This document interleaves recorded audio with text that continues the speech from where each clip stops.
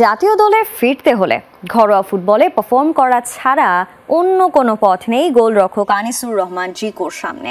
সেক্ষেত্রে প্রয়োজনে ক্লাব পরিবর্তনের তাগিদ সাবেক অধিনায়ক ও গোলরক্ষক আশরাফুল রানার। পারফরমেন্স দিয়ে আবারও জাতীয় দলে ফেরার যোগ্যতা জিকোর আছে বলে মনে করেন আরেক সাবেক বিপ্লব ভট্টাচার্য। দীর্ঘমেয়াদী পরিকল্পনায় গোলরক্ষক কোচ এনে গোলরক্ষকদের আত্মবিশ্বাস বাড়ানোর তাগিদ তাদের।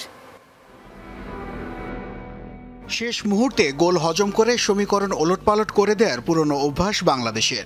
সবশেষ ঘরের মাঠে এশিয়ান কাপ বাছাইয়ে একই চিত্র ধরা পড়ে চোখে। একটা সময়ে হংকং চায়নার বিপক্ষে ৩-৩ গোলে সমতা আনার পর কয়েক সেকেন্ডের মধ্যে গোল হজম করে হার নিয়ে মাঠ ছাড়তে হয়েছে লাল সবুজদের। স্বাভাবিকভাবেই প্রশ্ন উঠছে মিতুল মার্মার দক্ষতা নিয়ে। হাই ভোল্টেজ ম্যাচে মিতুলের শিশুতোষ ভুলগুলোতে বড় মাসুল গুনতে হচ্ছে বাংলাদেশকে। বলের ফ্লাইট বুঝে সিদ্ধান্ত গ্রহণ কিংবা আত্মবিশ্বাসের জায়গায় কিছুটা ঘাটতি দেখছেন সাবেক অধিনায়ক ও গোলরক্ষক বিপ্লব ভট্টাচার্য। একইভাবে ডিফেন্সের সাথে অসামঞ্জস্য যোগাযোগের ফলে নিয়মিত পয়েন্ট হারাতে হচ্ছে বলে মত আরেক সাবেক আশরাফুল রানার। হংকংয়ের সাথে যে ম্যাচটা আমরা হেরেছি, আসলে এখানে ডিফেন্ডার যারা আছে, ডিফেন্ডার গোলকিপার, এখানে সবাইকে আসলে দায়ভার নিতে হবে। আমার কাছে মনে হচ্ছে মিতুল গোল লাইনে দাঁড়িয়েছিল।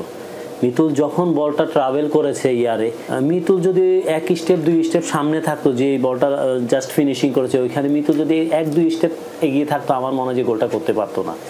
বছর দুয়েক আগেও লাল সবুজদের গোলবারের নিচে অতন্দ্র প্রহরী ছিলেন আনিসুর রহমান জিকো। অজানা এক কারণে জাতীয় দল তো বটেই, ক্লাবের রাডারেরও বাইরে তিনি, বিমুখ গণমাধ্যম থেকেও।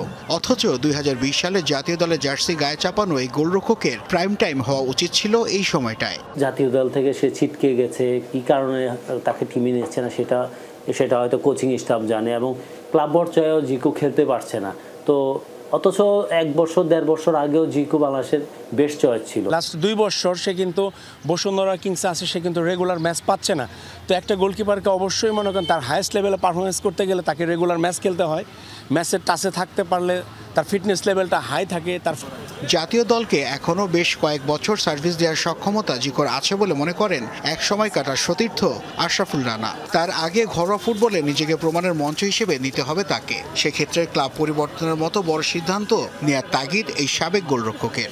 শ্রাবণের সাথে আর ফাইট করতে হচ্ছে, এবং বসুন্ধরা কিংসে খেলতে গেলে জিকোকে ফাইট করে খেলতে হবে। যদি সে চিন্তা করে যে না, যে অন্য ক্লাবে যাওয়া আসলে উচিত ছিল, তো আমার কাছে মনে হয় অন্য ক্লাবে ওই সুযোগটা ওর ছিল।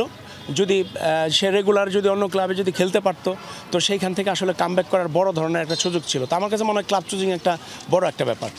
বিগত ২ বছরে ৫-এর অধিক গোলরক্ষক পরিবর্তন করে অনন্য নজির স্থাপন করেছে বাফুফে।